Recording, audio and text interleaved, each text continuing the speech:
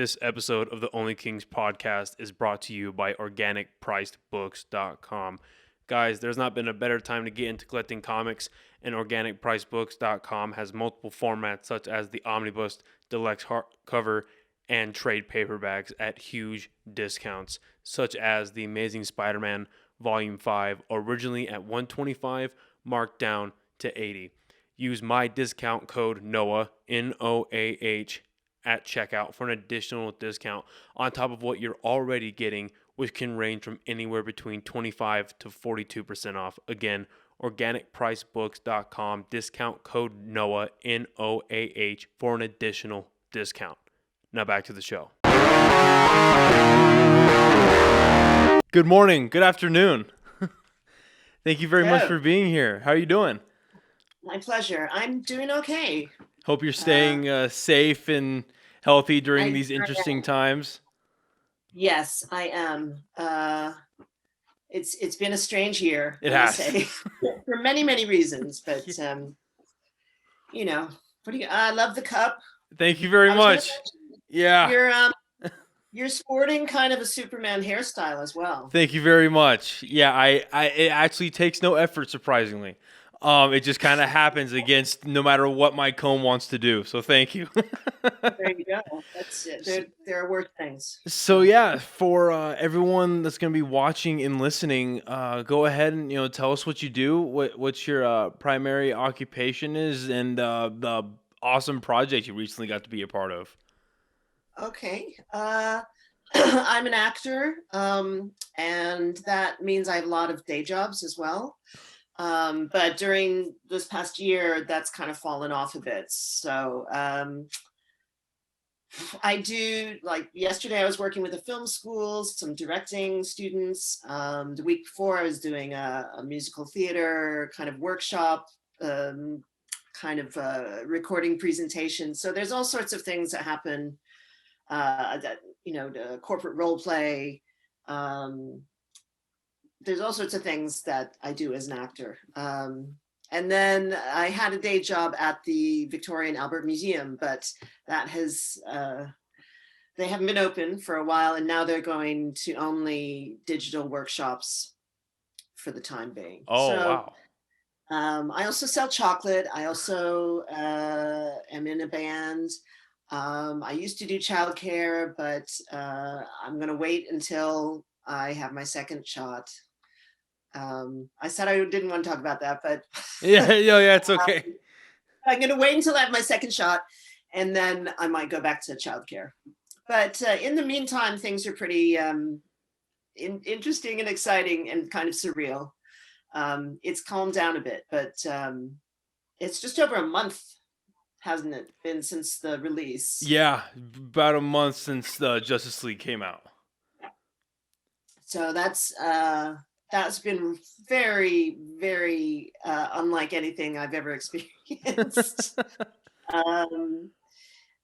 So I was cut out of it 5 years ago, and I innocently tweeted, "Does anyone know if I'm in the new release?" And suddenly I guess I went viral. I guess that's what it's called. But, yeah. And ever since then, that it's this whole new universe has opened up to me, and I've learned so much. And I've seen the movie twice and plan to see it again. And I'm a little bit of a convert to Zack Snyder's films. It's been a wild roller coaster ride. It's coming to an end, I think. It's calming down. But I do feel like a whole new world has been opened to me. That's hilarious. Yeah, like it's insane, like, for the fans having this finally come out. And then so you're seeing specifically for the very few people that have not been able to check out the film. So the entirety of Cyborg's arc, like, I'd say easily 90 to 95% of it was absolutely cut from the 2017 was being dubbed the Justice League now. And the role you're able to have is, so Cyborg is finally finding out what his powers are. And he enters like a virtual world, and it's absolutely bonkers what these people came up with. Amazing. Yeah, he enters a virtual world, and Silas is voicing over, and he says basically you have the powers to like completely take over the world's warheads. You can take over our money systems. And in a scene where he enters in a virtual bank, you see like stacks of money representing, you know, the various lifestyles that are around the world. And then they focus on one household, the single mother, and It's a little bit of money. with like maybe like I think it was like $19 or $12 in the bank account. It was $11.92. $11.92. It was not enough to take out any money. Right. You couldn't withdraw that amount. So right. And she's not able to take out enough money. She gets paid like pennies at her waitressing job, which I totally related to because I worked in a restaurant industry. God, I was a busser when I was 14 to 17, and then floater till I was 19, liquor license, and yeah, I've been there. So I was like, God, yep, felt that. And locked out of the apartment, couldn't pay rent, felt that too. And he's so powerful that he just goes like this and expands it, gives her $100,000, and that was like, I mean, the whole scene is fantastic, but that's such an important part of the film, in my opinion, because like that just shows, like, yeah, they can stop people like Darkseid and they can stop terrorists with guns, but like what makes superheroes in general, but I think like when they're at their height, what makes the Justice League so cool is they're able to talk to the little guy, right? And being able to see that through your character was absolutely insane. And just the reaction at the ATM, like, oh my God, like, because I stayed until 5 a.m. watching that movie, with my girlfriend. yeah, I stayed up till 1, which is really late for me. Stayed up till like 5 a.m. watching that movie. And Cyborg had already gotten us a few times, but your reaction at the ATM, we just looked at each other and we were like, fuck, man. We're like an hour and a half in. Yeah, it's, well, you know, you're talking about superheroes. And then what I think, another thing that's been restored with Zack Snyder's Justice League is the power and godlike abilities of these superheroes. For sure. And at the same time, their humanity. Mm-hmm. So it's kind of stretches them, fills them out so that they're so much more engaging and believable and you know, identifiable with. So no, I'm so thankful. I've said this before to everyone that made this release possible, and I don't know if we would have had the whole 4 hours, right, if it had come out in its, you know, Warner Brothers 2-hour version. You know, what would we have lost? Right. Did I can't think of, oh God, I sound like such fangirl now. Not a whole lot. There is some stuff I think could be cut out of the 4-hour version, but not a whole lot. Right. And I even, you know, as I said, I was up till 1. I only meant to watch the first half. That's what a lot of people were saying. I had to keep watching. I just had to keep going. So, yeah, I think the humanity paired with the, you know, the godlike supernatural power of these beings is just so wonderful to finally experience that. I totally agree. And you're right. I think that there's a very tight 3:40 in this movie, maybe a 3-hour 45-minute cut. But the things you're cutting out, I mean, why not leave them in, right? It's just maybe a couple shots that are held too long, or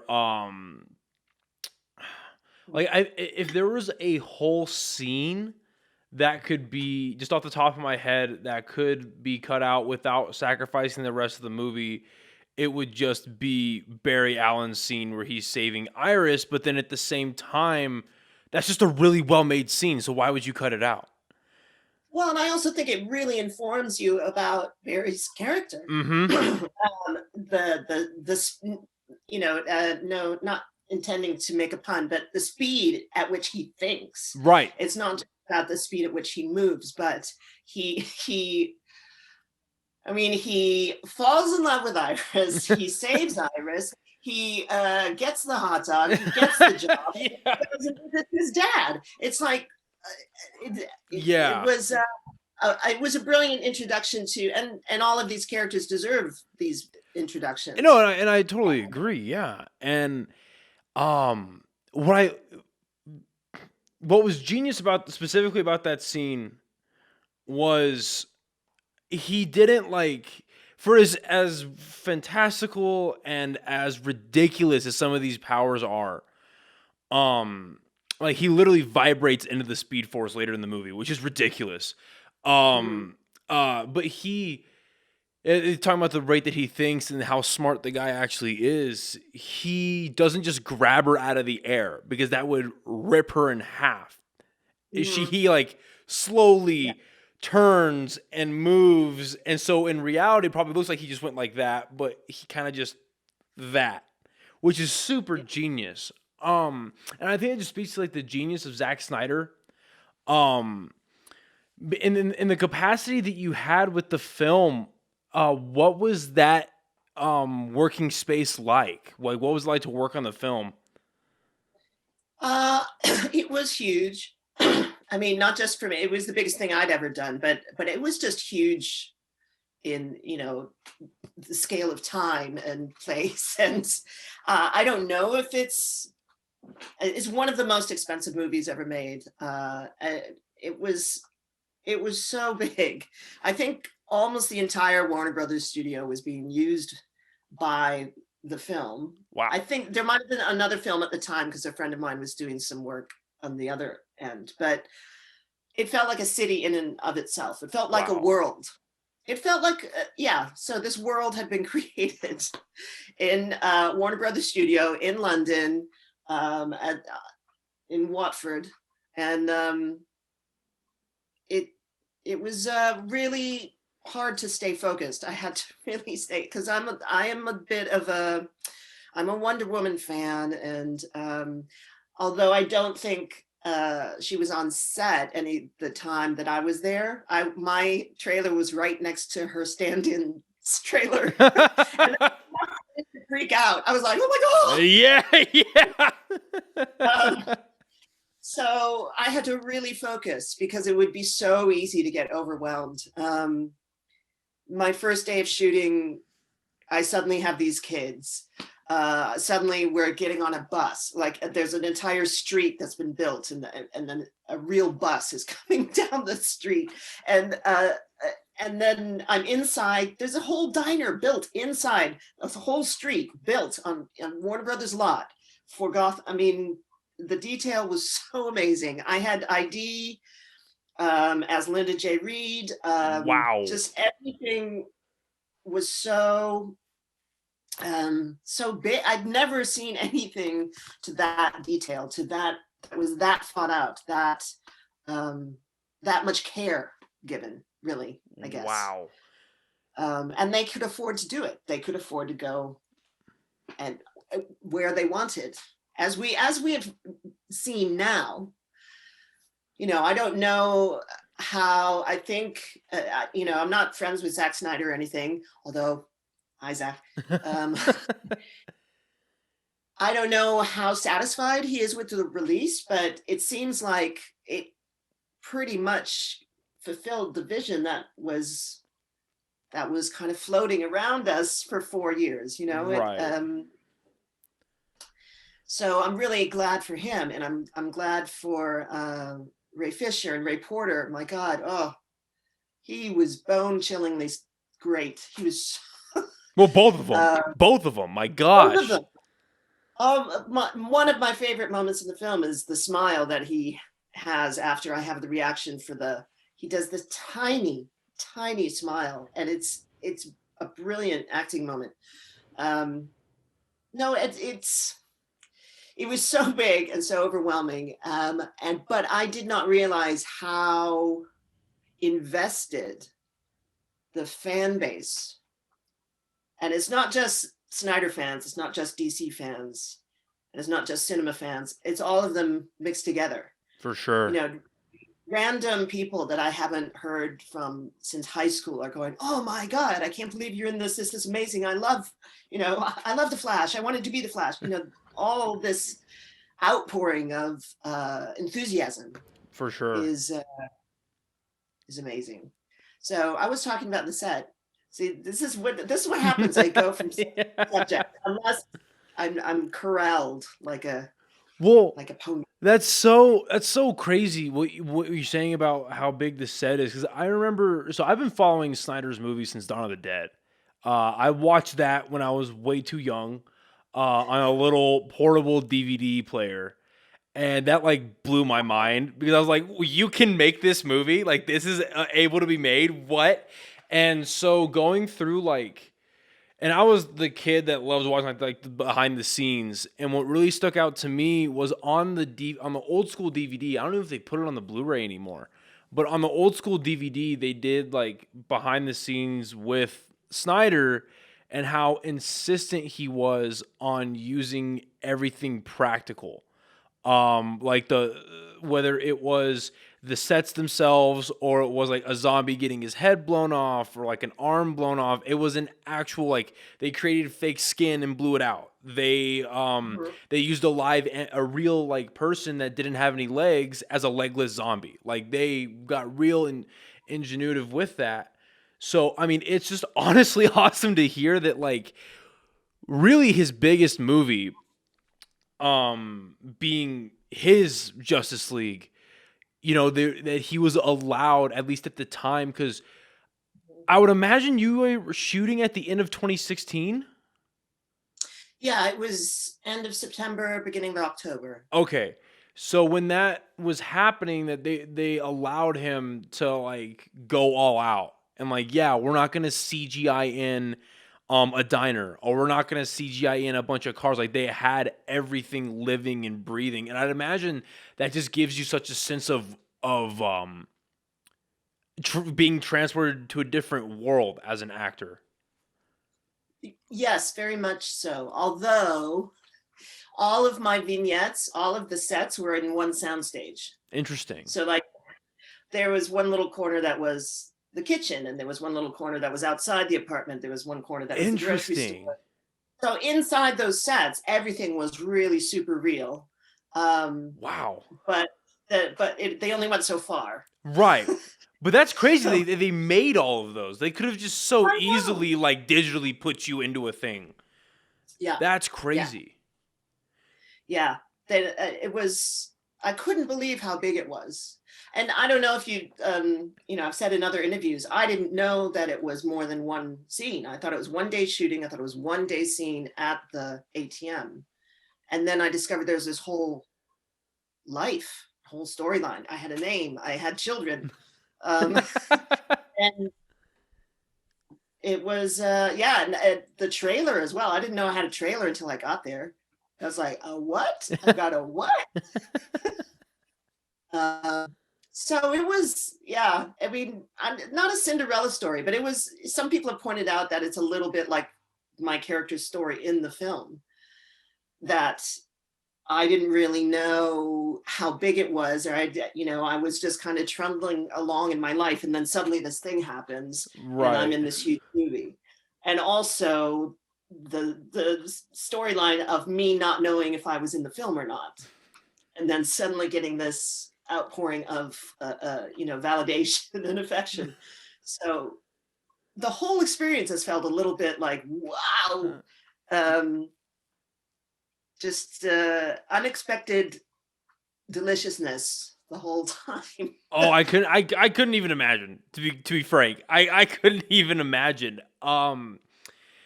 Yeah, it's such an amazing thing that it happened. And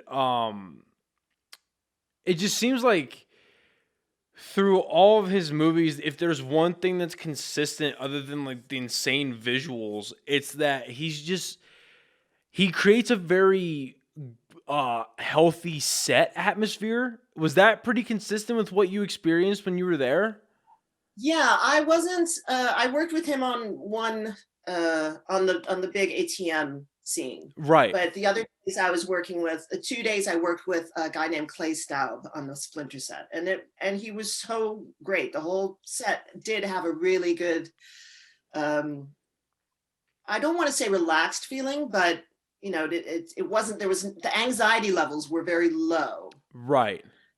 The pressure was high, but the anxiety was pretty low. I'd never done anything this big, and this guy Clay made me feel very relaxed and welcome, Well, that's awesome. and guided me, but also gave me freedom to improvise. I improvised like in the birthday scene. I would improvise, little bits here and there. Not most of it didn't get in, but he gave me a lot of freedom as well as guiding me. And I think that kind of thing comes from the top down. Mm-hmm. That if, I've been on commercial sets where the producers and the directors, they don't actually talk to you.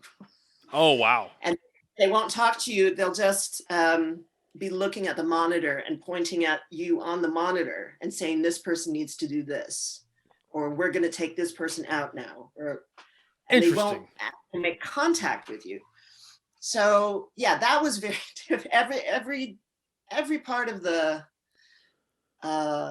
first unit, the second unit, the Splinter unit. It felt very relaxed and very very creative, I guess. Yeah, I can't. I still think about that set, the Gotham Street set. It felt like going home. It felt like being in New York. Wow. And to see it at night for the night shoot, there was a crane and there was rain effects. And then Zack Snyder was a little bit further over and he was watching on the monitor. And Ray Fisher was there, but I don't count it as us working together because I wasn't supposed to know he was there. Right. But I met both Zack and Ray that night, and you try to be cool, but I was just so not cool. Oh, I was so dorky. My God. I had Googled Zack Snyder the night before and found out that he had been born in Wisconsin, and I was born and raised in Minnesota. Oh, wow. So instead of going and saying, hi, I'm really glad to be on the movie, I went, hi, I'm from Minnesota. And he had no idea what I was talking about. He thought it was a character thing. He's like, oh, so you're saying your character's from Minnesota? I'm like, no. God bless that guy. And then later we shared another moment where he asked me to come and look at the monitor. And that was quite cool. There was a little me running around going, ee!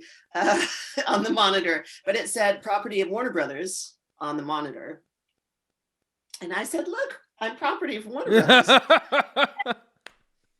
And he said something like, we're all property of Warner Brothers. Oh. Or I'm not sure. He either said that or aren't we all? Yeah. I want to think that he said aren't we all, but I'm not sure. I can't exactly remember. But considering everything that's happened, it's like, yeah, it's like that's a very telling thing. Like, yeah. And that's so awesome. Like, yeah, I've had this conversation with my buddies. I just know that if that time ever came where I got to meet the guy, I wouldn't hold the guy. I knew I'd be able to hold the guy. And I'm sure he's used to it by now, just because of like everything that he's done. But that's such a telling thing, like, because I feel like there wasn't any like confirmed like reports or statements, but I just remember hearing like reading like deep dive into the internet. That's what I do with my time. Um, but like all like the Really mis lockdown. yeah, right. All of the misfortunes that were going on when Whedon had taken over and some other executives really had like a stronger grip on the project, and how like you verbalized it very well when you said that it was, the importance was quite high, but the anxiety wasn't. And I feel like it's a very hard medium to achieve, especially when you're doing such a flagship property like this. When Whedon came on, how stressful it was, how anxiety ridden the entire cast was. Um, I think some of the most, aside now from how much Ray Fisher has spoken out, like shouts out to Ray Fisher for not giving a fuck and really like saying this is what's going on, this is what's been going on. But I mean, Affleck as well, the poor guy.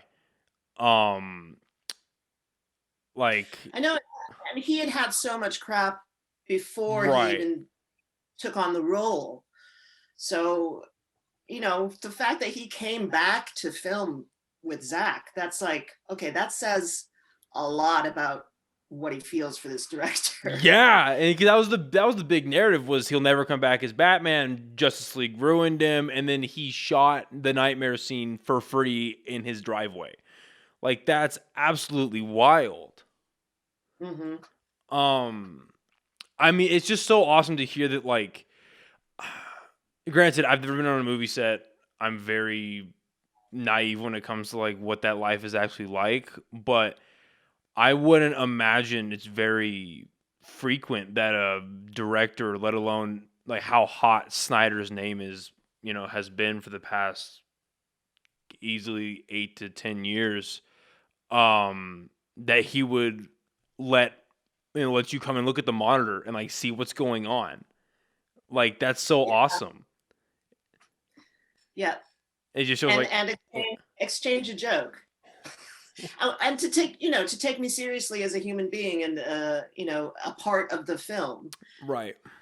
Um, there was nothing in my contract that I had to stay away from anybody. There was nothing that certain stars and certain films and certain directors, you're not allowed to look them in the eye. I've You have to heard stay that. a certain amount of feet away from people.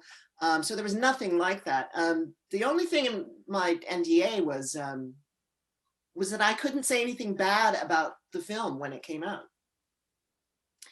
So when Justice League came out, I mean, it was what it was, and I went to see it because I love Wonder Woman.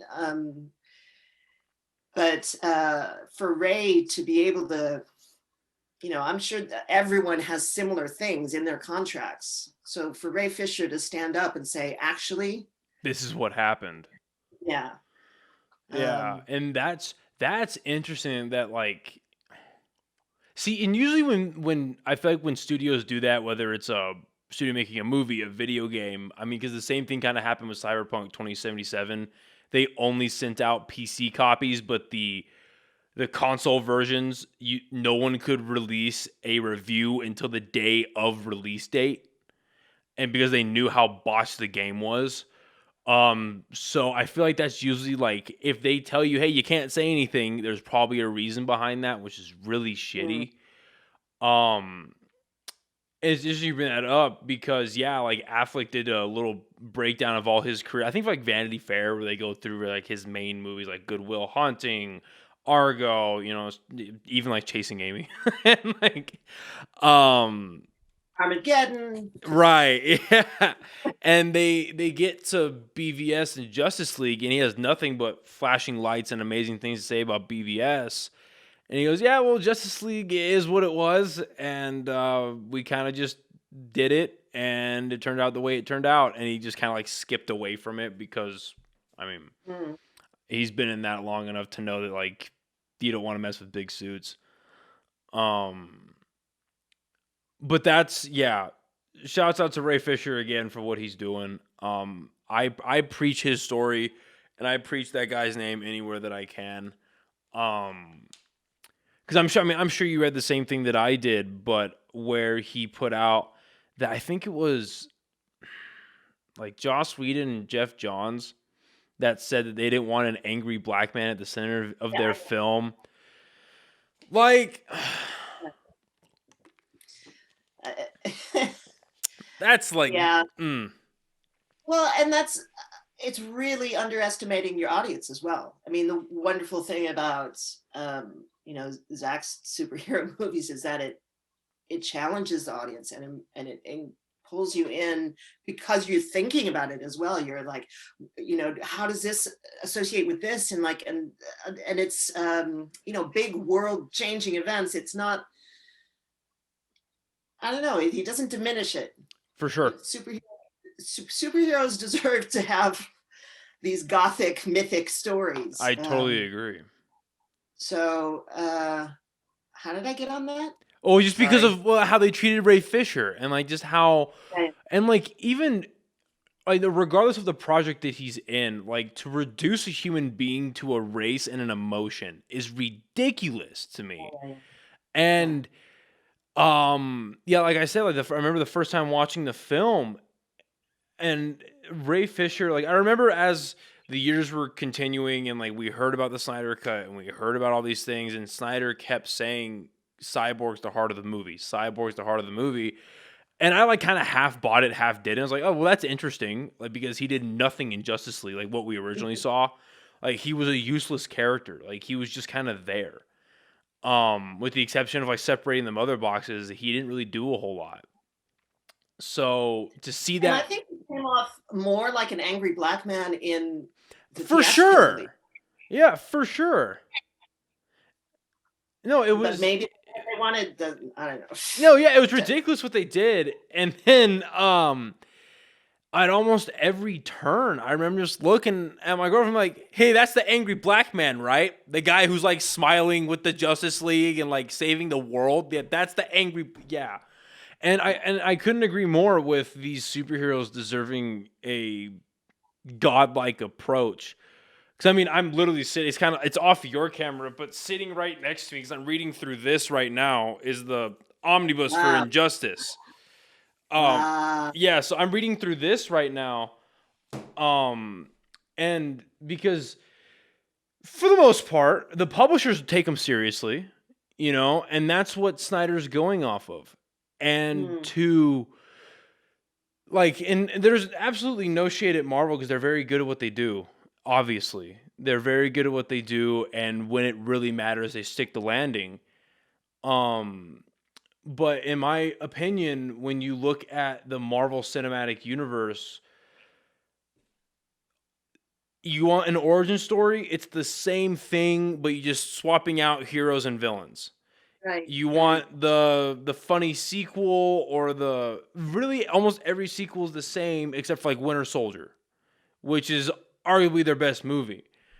But with Snyder, what was so smart about the way he approached this universe was he didn't want to do a cinematic universe. It was a contained story of these heroes rising and falling and then rising again, namely Batman and Superman. So have these characters, have like comic book characters been like a part of your life for a very long time, or is it something you really like dove into when you found out that you could have a part in this? Well, Wonder Woman I have loved since I was a little girl, and I've still told this story a few times. It was on TV when I was a little girl, and it was only like a replacement series. So they only made like 6 or something like that. And when I heard it was going to be taken off the air, I wrote a letter to the network saying, please don't take it off the air. And I said something like, Wonder Woman is so much better than the Bionic Woman. And it did come back. I don't think it was because of my letter, but it did come back. And I think the first half series, the first replacement series, I think those took place in World War II, or the pilot took place in World War II. And then they moved it to modern day, to the 70s. But I loved it so much. And I felt very kind of possessive of Wonder Woman, and I never thought I could be Wonder Woman. But I used to watch the Justice League cartoon on, after school and stuff. I just thought she was amazing, and it linked in with Greek myths and Diana and the Amazons. It linked into other things that I was interested in. But for comic books, I have to be totally honest. I'm just going to come clean. I used to buy girl comic books. I bought Richie Rich. I bought Archie. Every so often I'd come across a Tales of Terror or a Swamp Thing here and there. But what kind of changed the flavor of what I liked is Star Wars. Oh, wow. So when that came out, my brain shifted. And my older sisters were Trekkers, would dress up as Spock for Halloween and stuff. So there was that was there already. That base was there, but I didn't embrace the whole sci-fi fantasy thing until Star Wars. So sorry, I was talking about the Justice League. So they have been around. Superheroes, I tried to see Superman with Christopher Reeve when it first came out, and it was sold out. I had to wait, had to go back a couple of times. So I watched that first run of Superman until about Superman 4. And then that's where it got weird. Yeah. And when the Tobey Maguire Spider-Man came out, I was really into that, especially because it had been delayed because of 9/11. Yeah. And I don't know if they added that scene after 9/11, but the one where the people of the city are throwing things. That was definitely a post 9/11 thing. Yeah. Yeah. I was like, oh, yeah. Come on, my city. Yeah. I was already living in London, but I really, yeah, Superman, I mean, Spider-Man 1, 2, and 3. Spider-Man 3, I just dug the fact that how he became evil was his hair. And floppy. He kind of became like a floppy emo evil guy. So I have a little familiarity, but I can't hold a candle to anyone who is a real DC fan or a Snyder fan. Well, I think there's like a huge spectrum, and like that's what's so like it still blows my mind that names like from both like Marvel and DC, names like Darkseid, Thanos, Star-Lord, Groot, like the Winter Soldier, like all these Cyborg even. We had Teen Titans, but that kind of died off, like the old show. But these characters being household names now blows my mind.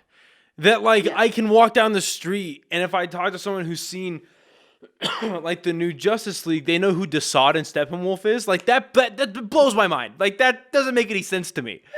And it's funny that you bring up the Spider-Man movies. That was my first movie that I saw in the theaters. It was the first Spider-Man with Tobey Maguire. And it's funny because where I'm living right now, my mom owns the condo, but I'm renting it out from her. And so it used to be my old bedroom. I now retrofitted it to be a small library. And I have a couple posters up, and one of the posters I have is actually the old what do they call, like retracted or redacted posters for Spider-Man where he's got the eye and the towers are there.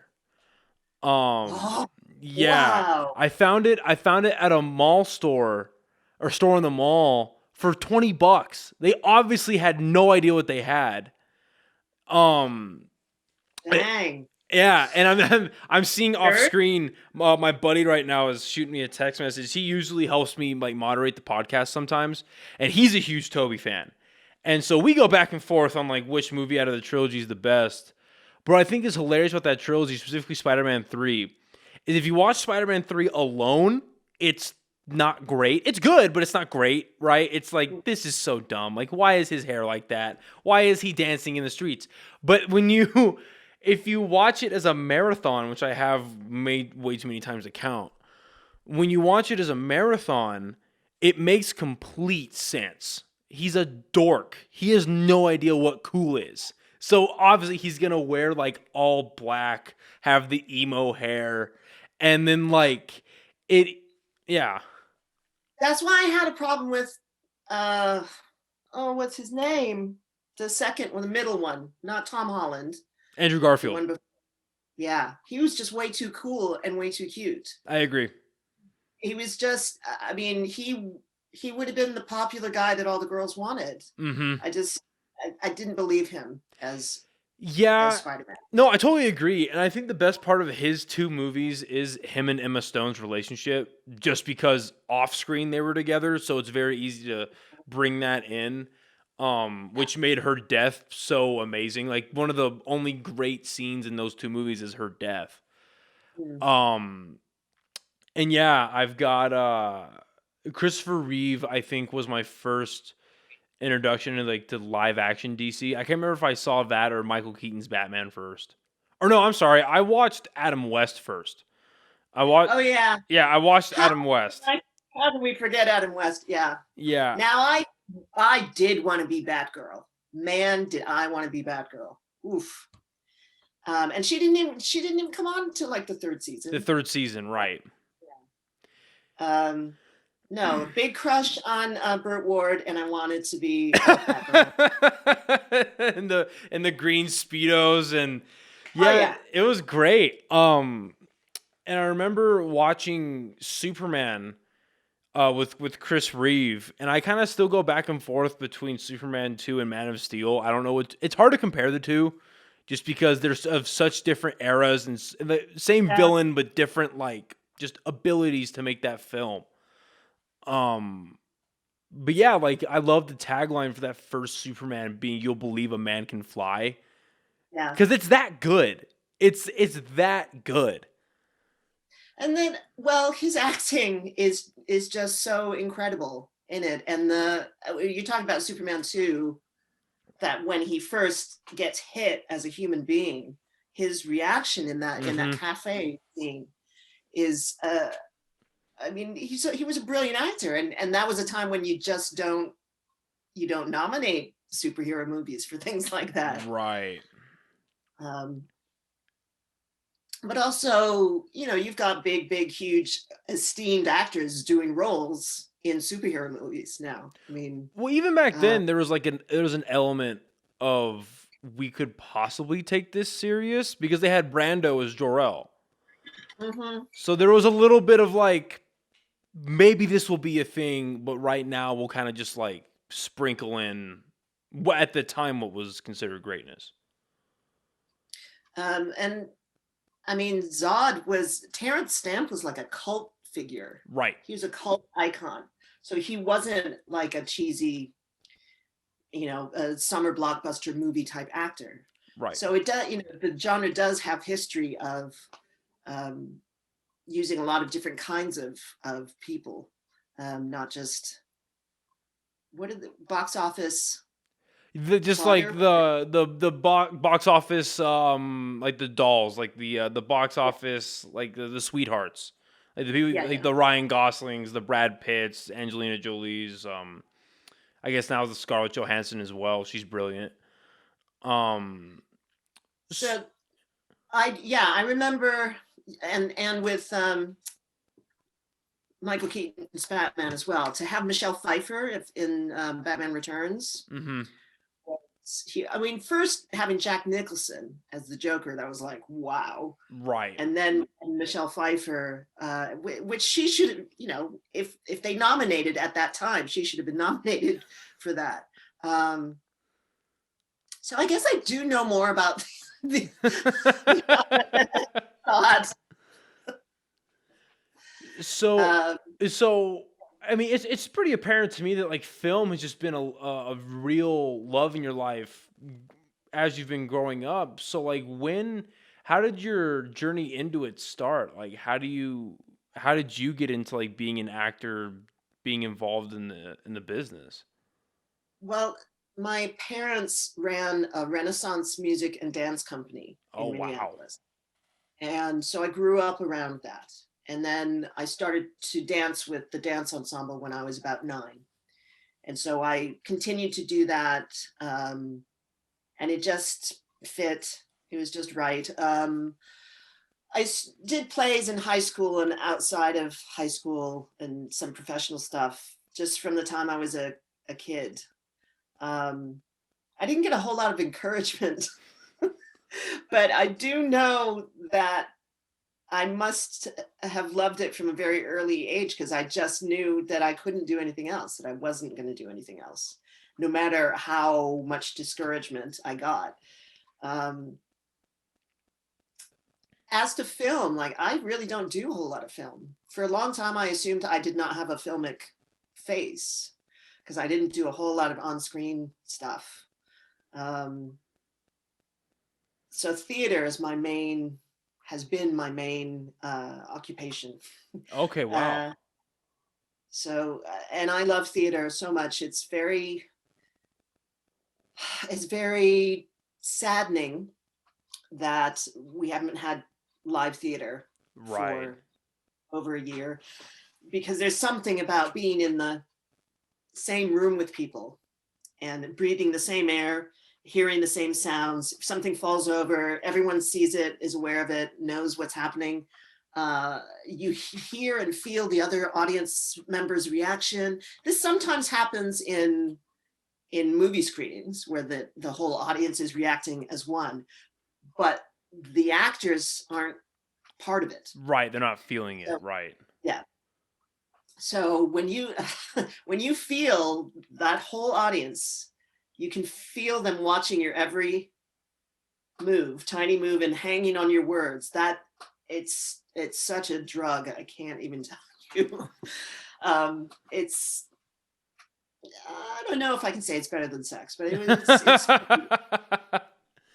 That's I mean, awesome. people. No, and it's great that like, cause yeah, especially growing up in New Mexico, we don't have a whole lot of like we have like a lot of local things that would happen here and there.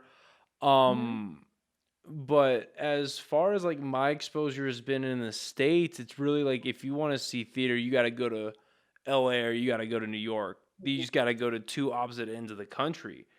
Um, but yeah, like growing up, my father was super adamant about opera and theater, about how Oh, important those two things were when he was in my life. He was very adamant about those things.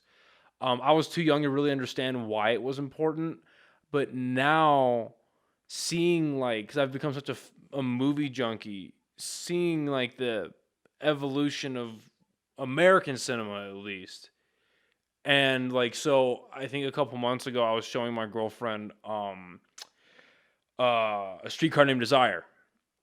And we were watching it and I was like what's so cool about this like for me was like the way it's shot because it's shot as if you would almost shoot a stage play mhm. because age the technology really wasn't very elevated back then, but it's like all of these actors are being trained by stage actors and stage coaches. So if they seem super animated and like they pronunciate everything and they really get their words out, Mhm. imagine them on stage. And that's what I thought was so cool. So like in your experience, what do you think is like the biggest like if there were to be like those coaching notes, the way you go about directing actors on a stage, how do they go about their business there as opposed to being on a camera? Um, Well, I've noticed this since the lockdown. With my older sister pointed it out. Thank you so much. Actually, is that I have a tendency to look up, and I really do think that's from doing stage work Interesting. because I'm really trying to engage the entire audience, even though I'm my character is looking at the sky or something or looking at the rooftops. Um, I'm trying to embrace the whole audience, really. And so my sister pointed out that a lot of the times when I'm doing Zoom calls and things, or I've been doing a lot of digital play readings, that you can look at my nose. So yeah, this size has a lot to do with it. The immediacy of it. Because you're going out of, often when you're filming, you're going out of sequence, and you're doing something over again and again and again and again, and trying. So it's there's a different kind of truth. Like you're trying to reinvent this truth every time you do a take. Interesting. Recreate this truth, or a similar truth, and on stage, it doesn't happen take after take after take. It happens in a performance. So there's like a different time lag. I really hope that makes sense. Yeah, no, that's interesting. That's a really interesting way to look at it. Huh. And so there's also a different way of digesting it as an audience and also as an actor. Because when you're at the beginning of a play, you're going, okay, I'm going on a 2-hour journey here. I am going from, and it can be physically really, really exhausting. But you do usually have a sense of completion because the play has an end. I think with filming, because you're going out of sequence, sometimes the shoot is over and you're like, oh, okay, oh, bye, see you at the wrap party. But that is the beginning, middle, and end of theater. I think that's quite more easily digestible as a performer. Interesting. That could be just because it's always what I've done. It could be that's what I'm used to.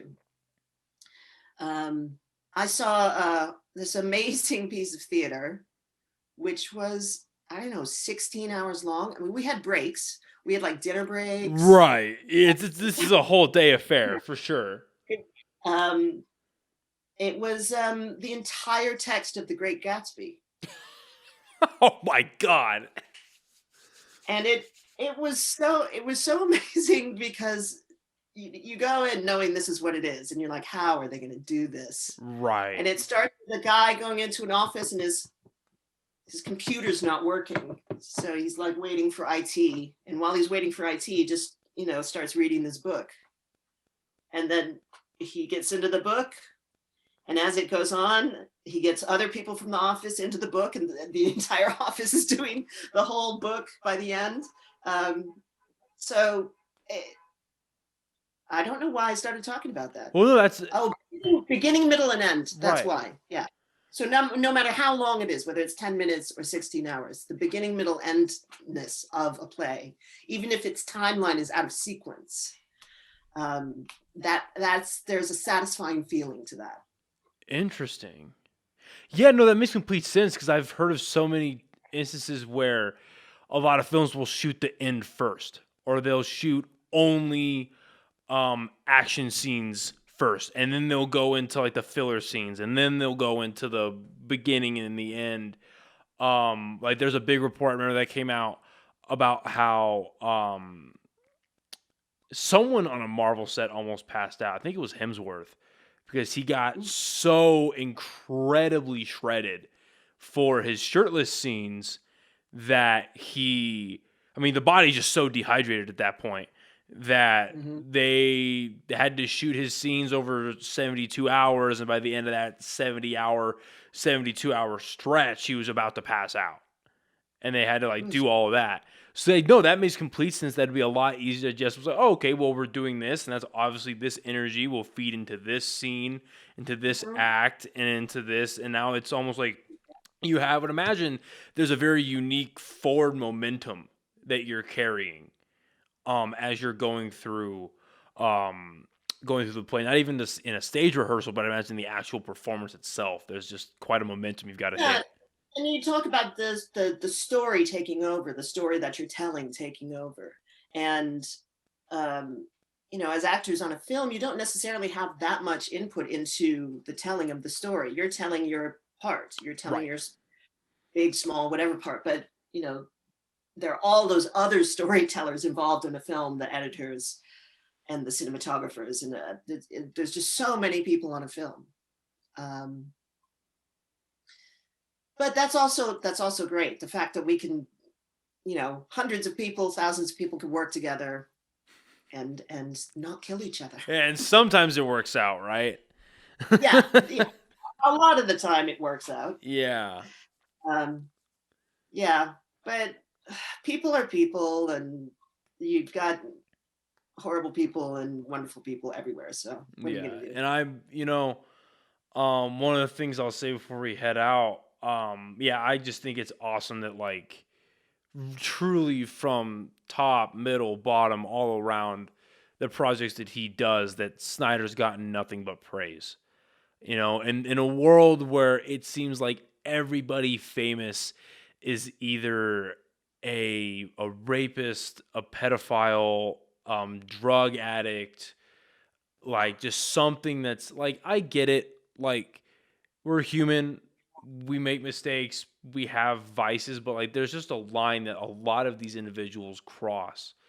And for everything, the very small negatives that have come out of like people being falsely accused during the Me Too movement, but all the good that's come out of it after Weinstein was exposed, and then just that whole House of Cards came down, and then quite literally House of Cards came down after Kevin Spacey was, and then like, God, on a side note, like that pissed me off. Like I'm not a gay man, but like when he came out and was like, yes, I sexually assaulted this person when I did, and also I am gay. Like, so even if you are gay, like what does that have to do with anything?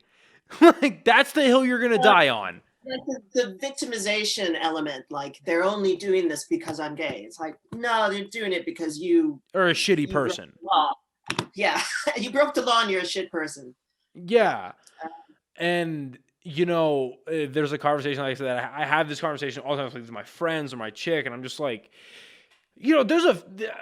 I want there to be no pedophiles, obviously, and no rapists. But like, I swear, if like Zack Snyder, The Rock, like Joe Rogan, or Weird Al, like if those people came out as like pedophiles or rape, I would fucking lose it. Like, and I think that's an issue of our time, just because we know a lot more about these people. So I have, I mean, it's a small price for me to pay, but I could never watch a Woody Allen movie again. Right. And it's not about Sun-Yi, although she was his adopted daughter. It's about Dylan, and it's, for everything she went through, it's very small that I never get to see a Woody Allen movie again. Right. But I do feel it is it's a very specific problem that we have today. Like, love the art, not the artist. Well, I can't. It's hard. It's certainly hard.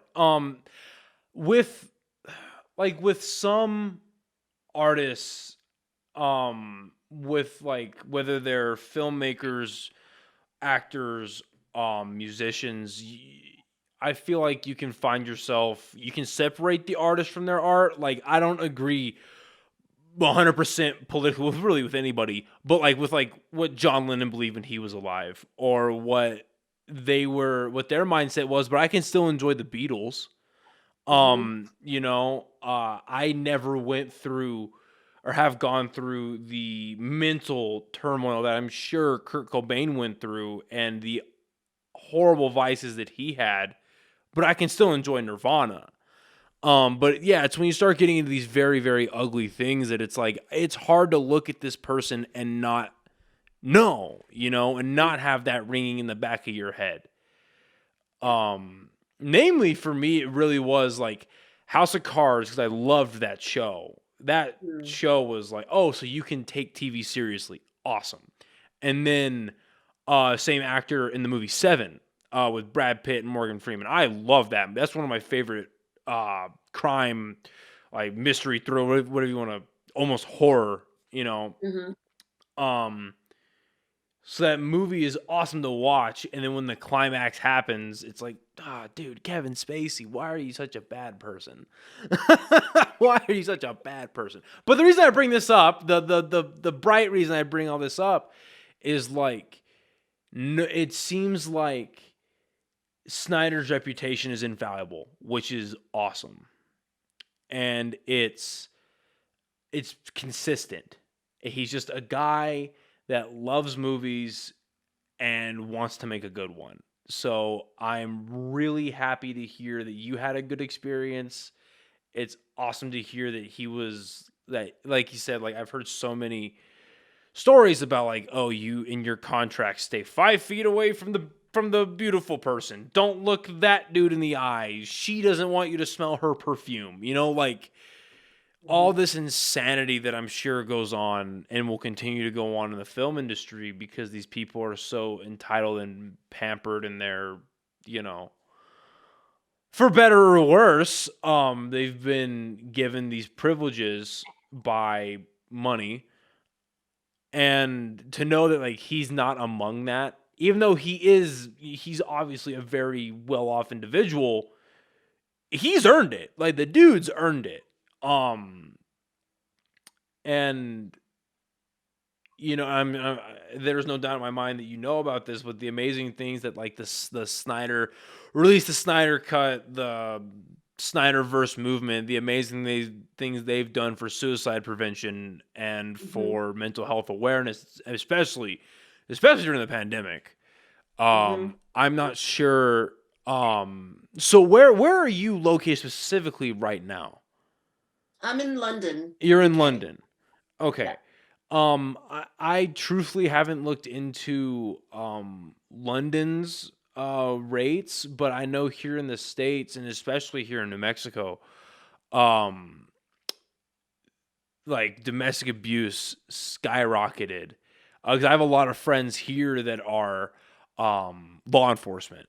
And so they've been dealing with incredible rates of domestic abuse, adolescent suicides in general, to be honest, drug addiction, and alcoholism is absolutely spiked. I also know, like specifically in Northern California, they've had in the height of the pandemic, it was like 5 to 8 suicides a week. Jeez. Yeah, so I'm not sure how it's been over in London, but just to know that like there has been a really amazing thing outside of a great movie or not. The help was still going to be there. The awareness building was still going to be there, which I think was super amazing. Yeah, I agree. So before we head out, so what do you have next? Like what's going on for you next? What's the big project or the big like work thing that you're doing right now? I'm in the middle of working with some directing students doing their masters at film school here. It's based in Ealing Studios. Cool. So yesterday, myself and another actor improvised on 2 different situations over and over and over again. And so the 2 directing students are writing a 10-minute script based on those improvisations. We film one tomorrow and film one the next day. That's so awesome. It's a very intense but very rewarding experience. That's so awesome that you're spending your time at like helping usher in new actors and new individuals. It's also work, and I love to work, so which is a very rare thing apparently now. So good. yeah. Yeah. Well. Anyway, thank you so much for chatting. It's been a real pleasure getting to know you and